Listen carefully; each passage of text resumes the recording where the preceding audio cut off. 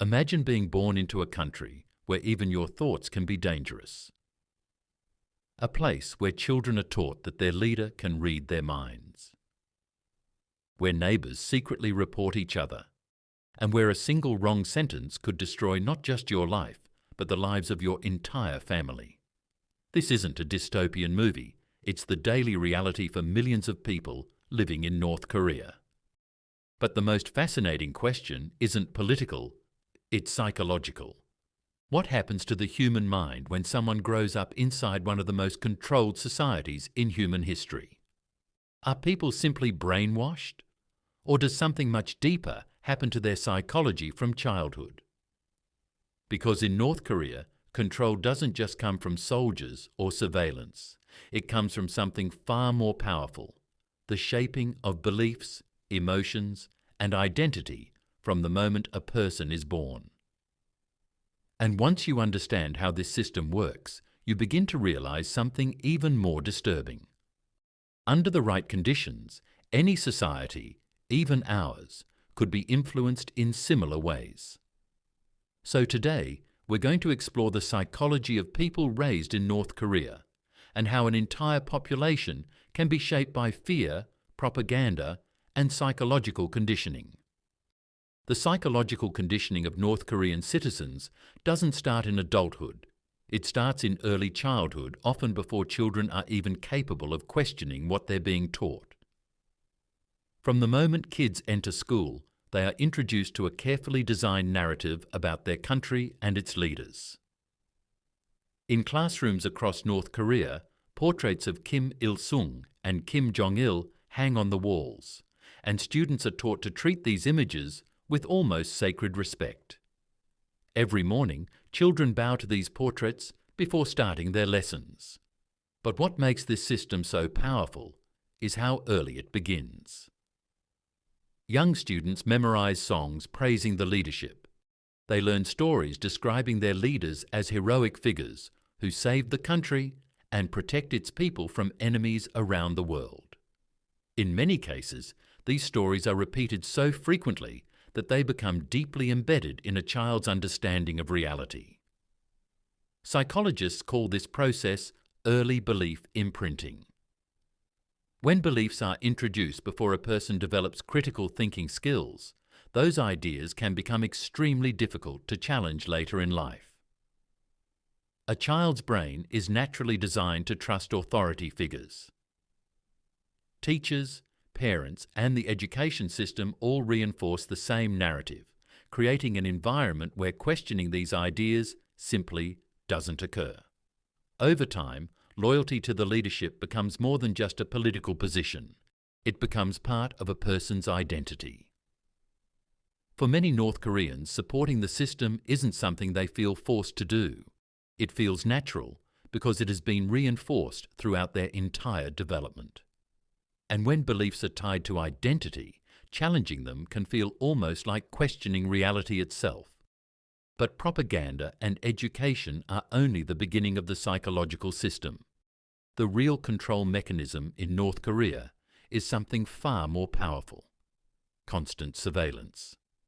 In many parts of the country, citizens grow up knowing that someone is always watching. Neighbourhood groups regularly monitor the behaviour of residents, workplaces track political loyalty, and even schools encourage students to report suspicious comments or behaviour. This creates an environment where trust slowly disappears. People become extremely careful about what they say, even in private conversations. Over time, something unusual begins to happen inside the human mind. When individuals believe they are constantly being watched, they start monitoring themselves. Psychologists often describe this as the panopticon effect, a situation where the possibility of surveillance becomes enough to control behaviour. Instead of needing police everywhere, the system encourages people to regulate their own thoughts and actions.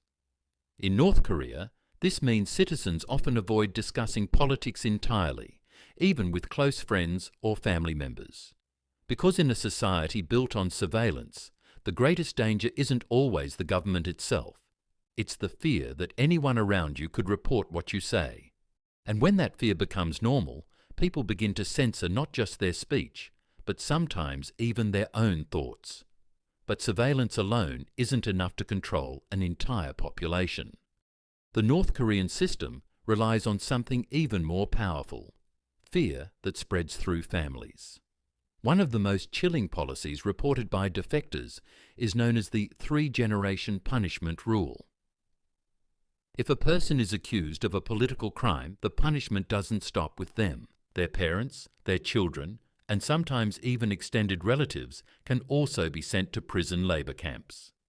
This policy creates a psychological environment where every action feels incredibly dangerous. People are not only responsible for their own safety, but for the safety of their entire family. Imagine growing up knowing that a careless comment, a joke, or even an accusation could destroy the lives of the people you love.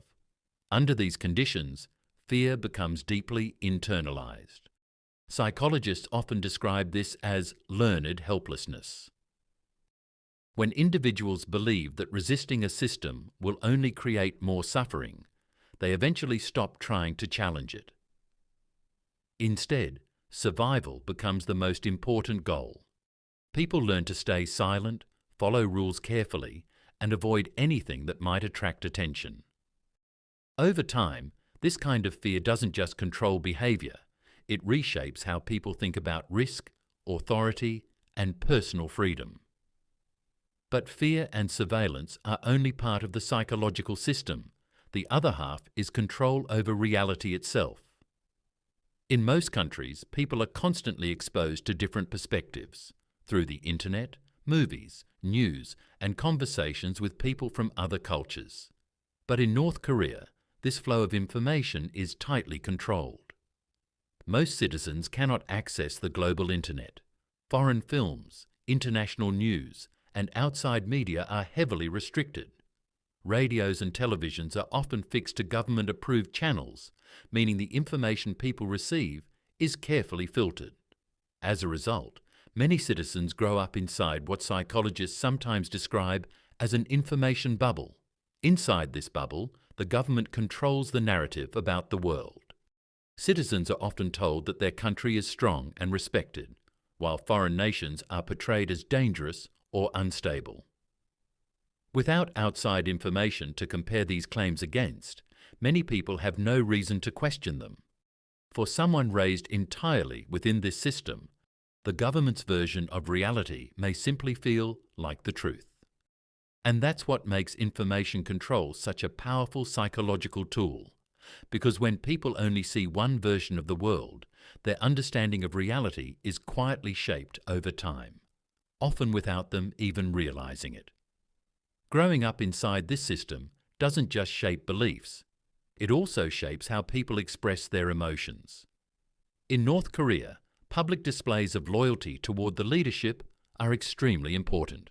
Citizens are expected to show respect, gratitude, and admiration toward the ruling family, often in very visible ways.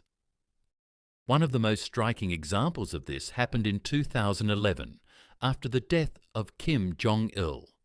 State television showed huge crowds of citizens crying in the streets, collapsing with grief as they mourned their leader. For many people watching from outside the country, these scenes look confusing or even unbelievable. Why would millions of people react with such intense emotion? But defectors later explained that the psychology behind these moments is complicated.